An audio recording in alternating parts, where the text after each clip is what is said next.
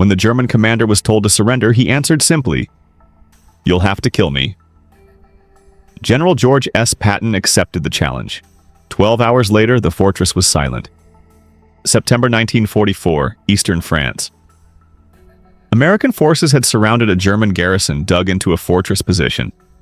To most observers, it looked like a stubborn relic of another century daring modern armies to break it.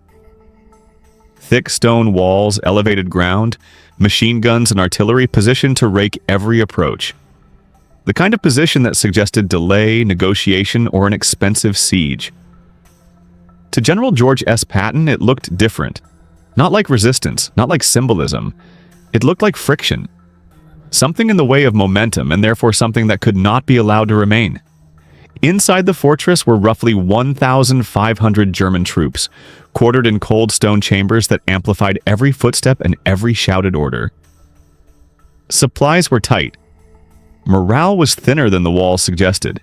Many of these men were survivors of retreats, fragments of units pushed back across France. What held them together was not confidence in victory, but the will of their commander. A German major who believed survival mattered less than defiance, and that an oath carried more weight than arithmetic. Patton had already earned his reputation. He was not simply aggressive. He was deliberate about speed. He understood that modern war punished hesitation more than risk, and that drawn-out battles extracted a hidden price paid later by exhausted supply lines and exposed flanks. Too aggressive costs, he believed, but so did delay. His genius lay in knowing which price was cheaper. Before artillery was positioned, before aircraft were committed, before a single American infantryman was ordered forward, Patton chose an option that is often misunderstood. He offered surrender. It was not a gesture of weakness. It was an acknowledgement of reality. An officer approached the fortress under a white flag with a message that was professional, restrained, and unmistakable. "Surrender now. Your men will be treated as prisoners of war under the Geneva Convention. Bloodshed can be avoided." This was the first moment where the battle could have ended. "Tell General Patton that if he wants this fortress, he'll have to kill me to get it." The German major believed this statement carried weight. He believed it would inspire his men, and perhaps echo later as an example of resolve. He believed that conviction alone could slow what was already moving toward him. Inside the fortress, some soldiers heard the reply and felt pride. Others felt something colder. They understood what they were facing. Patton's response was 4 words. "I can arrange that." It was not delivered as a threat. It was not shouted. It was an acceptance. In Patton's mind, the German major had not closed a negotiation. He had defined the terms. Patton did not argue with words. He acted on them. What happened next wasn't a siege. It wasn't a prolonged battle. It was a systematic destruction that lasted less than 12 hours and proved that Patton took people at their word. If you want to see what happens when you dare Patton to do exactly what he was planning anyway, hit subscribe right now. The fortress itself had been formidable once. Built centuries earlier, its walls were designed to resist cannon fire, not coordinated modern artillery. Its underground chambers were meant to absorb shock from weapons that no longer defined warfare. On paper, it still appeared strong. In reality, it was obsolete. Patton understood this instantly. Steel beats stone. Coordination beats tradition. Willpower without capability is just noise. From Patton's perspective, the problem was not the fortress itself. It was what it represented. Leaving it intact meant supply convoys would have to divert. That meant slower movement. Slower movement meant exposure. Exposure meant American casualties. Somewhere else. On another road. Another day. The fortress was not a symbol. It was an obstacle. Other commanders might have tried again to reason with the German major. Patton did not waste time revisiting decisions already made by the enemy. When the reply was delivered, Patton's staff expected anger or theatrics. What they witnessed instead was efficiency. Orders were issued without hesitation. The major had stated his terms clearly. He wanted to die defending the fortress. Patton ordered a complete encirclement, not partial containment. Total isolation. Roads were sealed. Supply routes were cut. No reinforcements would arrive. No withdrawal would be possible. The fortress was removed from the map of the future. Artillery followed. Not scattered fire, but deliberate preparation. Heavy guns were positioned and registered with precision. Targets were chosen carefully. Walls, known gun positions, suspected command areas. This was not about intimidation. It was about removal of function. Then came the element that separated Patton from many of his contemporaries. Psychological pressure. Loudspeakers were brought forward. The Germans were informed of what would happen and when. At this hour, artillery. At this hour, airstrikes. At this hour, ground assault. There were no threats, only statements of intent. Certainty was the weapon. Patton understood that fear grows fastest when men are given time to think.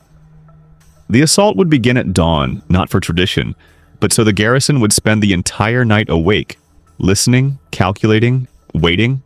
There was a moment inside the fortress in the hours before sunrise when nothing happened.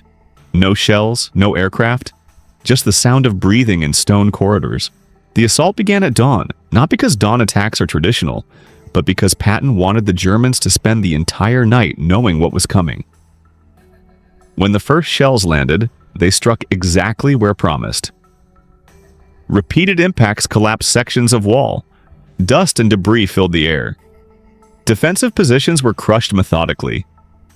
German artillery attempted to respond and was silenced almost immediately by counter-battery fire. Resistance did not escalate. It evaporated. After hours of bombardment, aircraft appeared. They came in low and precise, striking command posts and ammunition stores. Secondary explosions tore through the interior of the fortress. Each detonation stripped away another illusion of control. The loudspeakers continued calm voices. Clear German, surrender now, live. At this point, the calculus inside the fortress changed.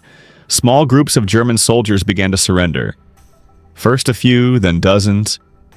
These were not cowards. They were men who understood the difference between courage and waste. The German major attempted to halt the collapse through terror. Soldiers who tried to surrender were shot. This act destroyed what little authority he had left. Morale broke completely. Men realized they were trapped between overwhelming firepower and a commander whose pride had become lethal. This is where leadership reveals itself most clearly. If you value stories about command decisions under pressure, stay with us. By mid-morning, the fortress was no longer a fighting position. Breaches gaped in the walls. Artillery pieces were destroyed. Communication had collapsed. Patton had removed the enemy's ability to coordinate before committing large numbers of infantry. American troops advanced through multiple breaches simultaneously. Tanks fired directly into openings. Engineers neutralized remaining strongpoints. Flamethrowers were used sparingly but decisively. This was not chaos, it was execution. The battle had been decided long before the first soldier crossed the walls.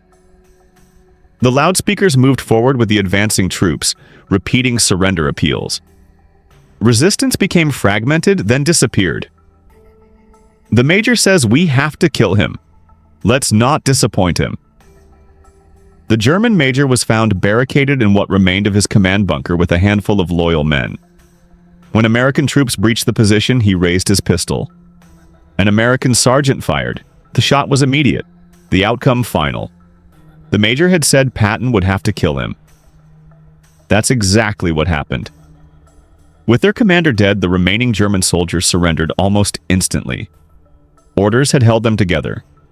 Once the orders ended, so did the will to die. The entire operation from the start of the bombardment to the final German surrender took less than 12 hours. American casualties were minimal. The fortress fell not because of brutality, but because of preparation and refusal to indulge drama. Patton did not celebrate.